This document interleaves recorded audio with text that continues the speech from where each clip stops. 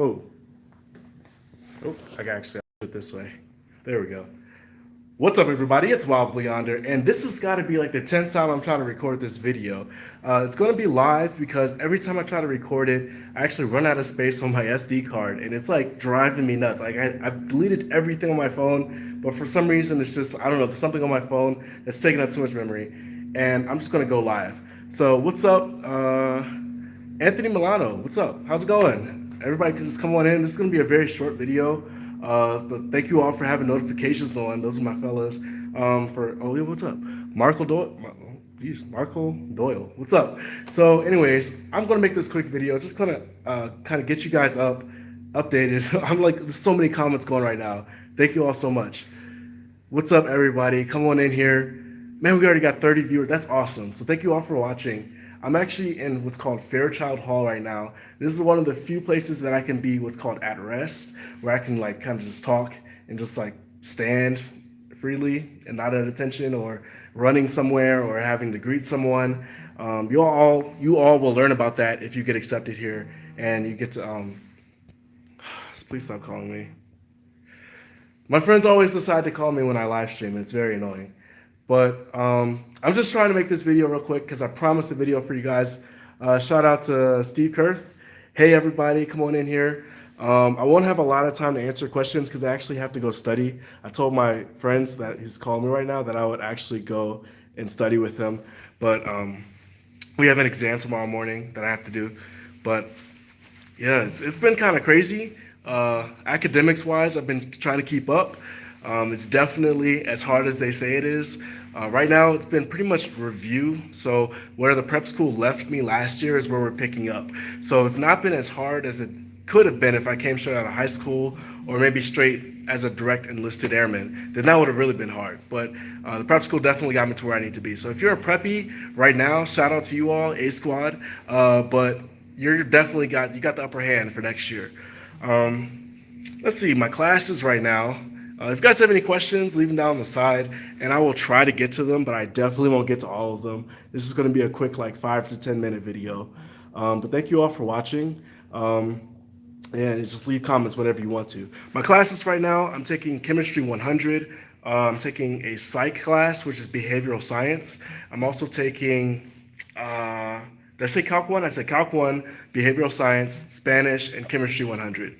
So the other three classes are pretty easy. Spanish is the one I'm actually struggling in, believe it or not. Like, my mathematical mind has actually improved so much after being at the prep school that I've been able to pick up new concepts so easily.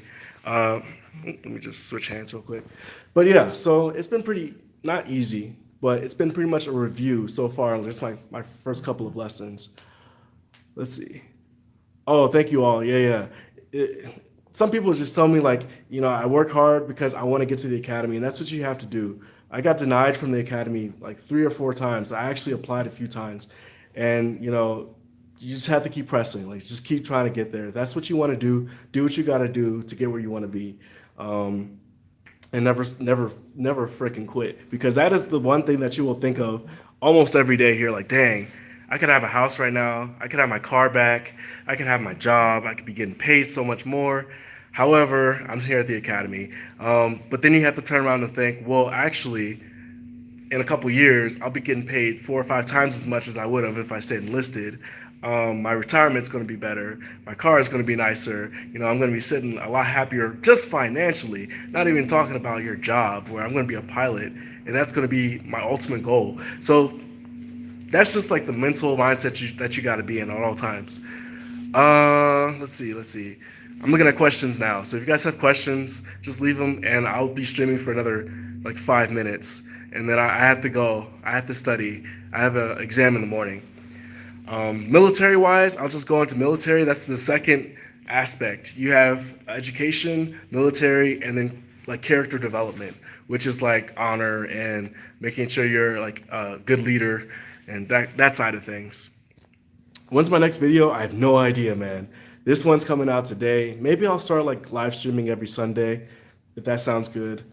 If you want to email me questions, it's codenamesimmons@gmail.com.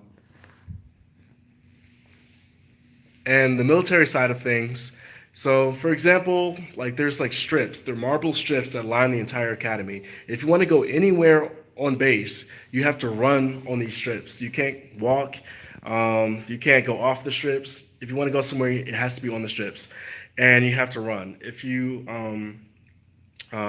What was I going to say? Oh, if you see an upperclassman walking past you, you have to greet them. If you know them personally, then you have to know that you have to greet them by name and by their job and rank. So that's just one of the things that they make you do. For me, I don't have a problem with it, but I just kind of think, well, there's some there's some cadets that might say, "Oh, we got to know my name, got to know my name," but they won't ever know yours. Or if you greet them, then they won't say, "Have a good afternoon" back in return. And I think that as a leader, if you're going to expect your followers to greet you, to a certain extent, obviously, I wouldn't expect the wing commander to know my name. I wouldn't expect even the group commander. Well, like you need to know the people that you're leading, and I think that's just an important thing. But in most cases, like my squadron commander, my flight commander, like they all know me, and I greet them, back. But that's not just my opinion either. That's other people who they might greet somebody, and then they just like keep walking by. It's like, okay, well, I guess I'm nothing. Like if you were a wing commander at a real base, if you're an actual colonel walking into the BX, and an airman pops a salute and says, "Good afternoon, sir," you wouldn't just walk past them and not salute and not say anything, because how do you think they're gonna follow you in return? So I hope that when I'm a leader here at this school, that we can kind of change that culture a little bit. And it's very few people who do that as well. But yeah, just things like that. I'm getting off on a tangent. So yeah, you have to greet people in the hallways if you're like in your squadron, or if you're on the strips, or that's pretty much like the two places where you'll have to greet people by name and by their rank. Why the Air Force? Because it's the best branch. Why the Air Force? That's the easiest question I've ever gotten. Let's see. Did I sign another contract with your job? No, I'm actually not really enlisted anymore. My contract, it won't expire for another 2 years. So I'm still under the contract, but I'm not enlisted. That's very confusing. I understand, but I'm kind of just a cadet right now. I'm under the cadet status. What classes are you taking? I'm taking chemistry, chemistry 100. I'm taking calculus 1, psychology, which is a behavioral science class, and Spanish. And as you guys know, I want to be a pilot. So I'm still deciding what major I want to do, because it doesn't really matter. You can have any major and still be a pilot. Do you think the Air Force makes leaders? I think that the Academy, I think you learn along the way how to be a leader. I think there's always room for improvement. But the thing is, you have to improve without changing the system too much, because there'll always be people who want to like just keep it the same way, because this is such a historical institution that there's always going to be graduates and upperclassmen who just want to keep it the same way.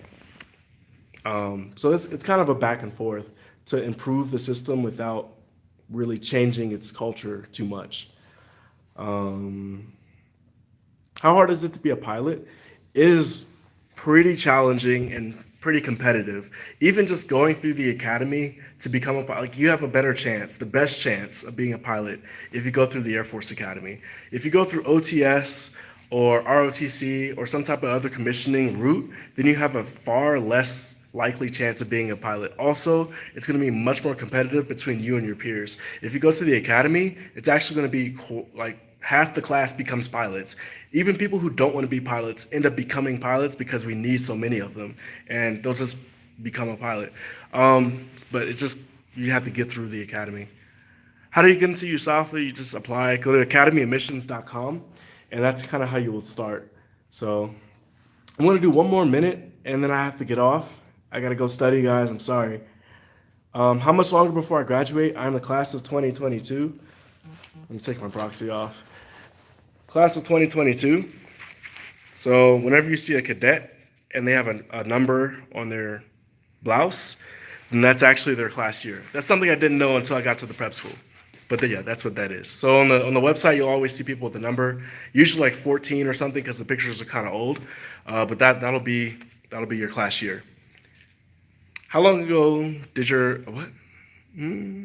What? I don't know what that means. Is the Air Force good to have a family? I think so. You can't really have a family here at the academy. As far as like having a spouse and kids, they won't let you come here. But if you're just enlisted, yes, absolutely. The military is a great way because you actually get free medical, a decent paycheck, a consistent paycheck, job security. So it's actually pretty nice. The only thing is like you don't get to see your family as often as some people would. You get deployed. You might have long hours. You might have training. You might have to go to a different base on a TDY. So there's certain things that'll happen that won't happen in the civilian world. Um, so yeah, lots of stuff here. I'm trying not to be too serious. I think what I'm gonna start doing is just like a live stream every 10. I'm not every a 10-minute, 15-minute live stream every weekend, and that'll just keep me consistent and keep you guys up to date what's going on here. There's so much like I feel like I didn't get to in this video, but thank you all for watching. I have so much more to tell you guys, like to get you back into what's going on in my world. And hopefully motivate some more people to come here in the next couple of years. I know there's people at the prep school who are a few of my subscribers, so good luck to you all. Keep it up. Don't ever quit. Like, just keep pressing. If your grades start slipping, don't ever let them see that, like, brightness leave your eye. Even if you're prior enlisted, like, I know it's even harder for priors. I'm a prior enlisted guy, so I know how it is to lose your car, lose your apartment, lose your, paycheck, your freedom, like all that's gone. So like now you're just sitting in your dorm room. Now you have a roommate, and you don't. It's easy to lose sight of where you're trying to go and to lose the light at the end of the tunnel. But definitely keep it up. Thank you all for watching. I'll see you guys next weekend. Yeah. Thanks for watching. I'll see you guys next time. Peace out. Now I gotta end the stream. It's like this awkward moment. You're like, you guys know what I'm talking about? Oh, here it is. Okay.